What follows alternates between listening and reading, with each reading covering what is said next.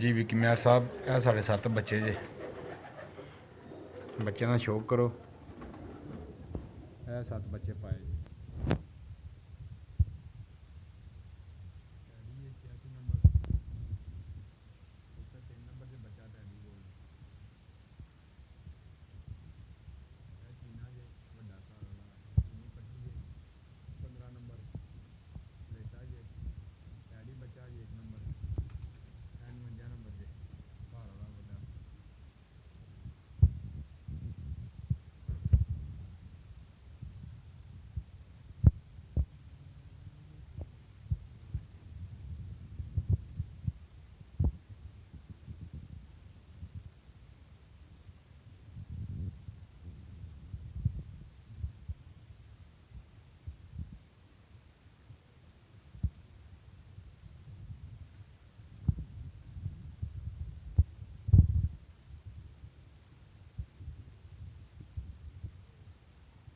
देखो कैसा बन